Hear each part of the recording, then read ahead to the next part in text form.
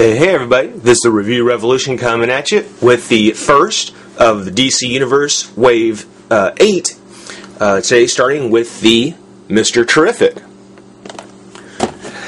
Now, if anybody asks, why am I not doing these waves in any particular kind of order? Well, short answer is, I'm not completing them in any particular kind of order. Just as I finish the wave, I'll go ahead and do the reviews on it, and so happens Wave 8 is the next one that I finished. Excuse me. It's important to kind of point out that in the last set of reviews, Wave 6, it was the last wave that actually had 5 figures in the wave, not counting the Collecting Connect, but it did have the 7 background panels, so some characters were pictured twice. Wave 7 was the first wave to actually have 7 figures in it, so you know, this is being Wave 8, you know, they've got the 7 figures. Mr. Terrific, of course, being the one we'll do today, Dr. Fate, Commander Steel, Hawk Girl, Vigilante, Parademon, and the Gentleman Ghost. When we're done, we'll have probably one of my favorite villainous vixens, Giganta. So this is going to be really cool. I'm really going to be happy when we're done with this, I hope. I'm not going to spend a whole lot of time in the packaging. It is, as always, DC Universe packaging. On his bio, Mr. Terrific, biography, Michael Holt amassed 14 doctorates in different disciplines and was a medal-winning decathlete. He amassed an early fortune, retiring young, and had the perfect life until his wife and unborn child died in a car accident. This life-changing event prompted Holt to adopt the name Mr. Terrific and use his physical and intellectual skills to fight crime on the street level. He moved on to the world-threatening menaces as a member of the Justice Society of America. Okay, now for a little part they don't tell you. For anybody who might think that the name Mr. Terrific is a little goofy, well, yeah, it is. But for anyone who doesn't know, the original Mr. Terrific from the DC Universe was back in the 1940s. And he really does share a lot of the same background story to our modern-day version. He was a brilliant person, an athlete, and he did go ahead and do a lot as far as helping street-level prevent juvenile crime and things like that. So, really, this Mr. Terrific that we see here really is just the modern-day version of a Golden Age hero. Same as we had the Hal Jordan to Alan Scott. Now we have Mr. Terrific to the 1940s version. His first appearance was in Spectre 45, June 1997. Real name Michael Holt. Occupation adventurer. Retired engineer and financier. Base of operations New York City. Special abilities athlete. Martial arts. Genius level intelligence. Floating T-spheres. Tie into a computer and GPS system. Project holograms and emit electrical charges. Now, I think it's important to point out that on the back of these packages, important things, especially into the bio and names, are always bold.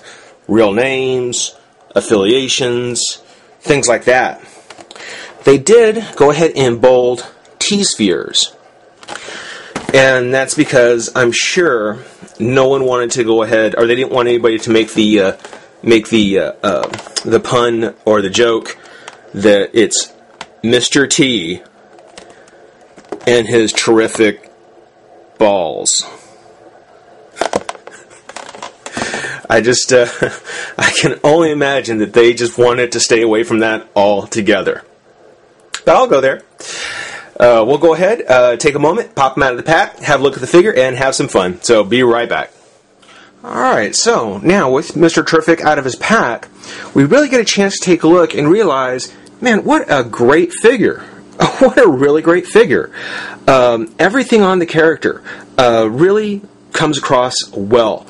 Though they do recycle parts, the body, the legs, the face, of course, the heads are always original sculpts, and they look fantastic. The arms, now these arms, they're sleeves to a jacket, but they're not the kind of sleeves from, say, the Joker or Two-Face or something like that. These are a completely different kind of jacket sculpt on the sleeves, which looks really great. And then, of course, the plastic part that goes over the plastic jacket part here, it's fantastic. It is great. I mean, not only does it have the wrinkles in it to give the impression of fabric, but little details like the buttons on the collars come across real well. The paint, I mean, on a figure like this, the white and black costume colors, I mean, that could make or break the figure depending on how well that was executed. And it looks fantastic on him. Looks awesome. Going back to the jacket, though, you can see that there's the red trim, and then the zipper isn't quite like the white here on the jacket. It's actually a silver zipper. And this zipper's on the outside of it, whereas here, this zipper is on the inside. I mean, what great detail. I mean, awesome. Awesome. And the ways of articulation, he does have the ball-jointed head, up, down, side to side.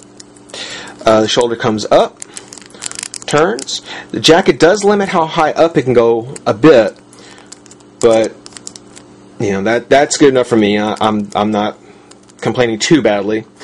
Bicep, elbow, wrist, crunch, nice crunch with the open jacket. Twist at the waist, leg comes out again, thigh cut, knee, and foot. So no surprises there. Didn't lose anything. Got everything we expect.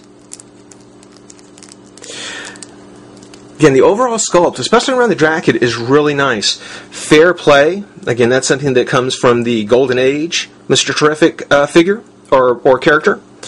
On this side, it's a lot better. You can see where the wrinkles on the jacket kind of distort and keep the words from looking too pristine, which I think is great detail. That's really nice. The biggest disappointment I have, or the biggest complaint I'd probably have, is on the back. Now, though everything on the back is done well, the paint looks good, again, the sculpt is real nice, it's really well done, the notorious cape peg, where capes and wings and other such things go in, it's left open. So if you don't want to put his accessory in, there's nothing that you get to kind of fill in this gap, which is a bit of a disappointment. I mean, you see here, terrific, across his back. It'd be nice if we had gotten a little plug that goes in that actually completes that and doesn't leave this gaping hole here. So I would say that for the most part, that's my biggest complaint, is that if you don't pose him with his accessory, you really have to kind of make sure you're just seeing him from the front, not like a side or anything like that.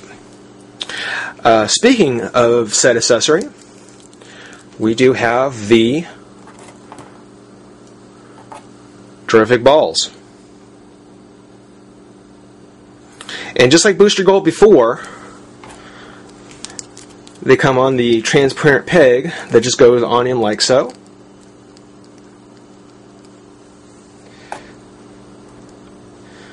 Gives the impression that they're floating around.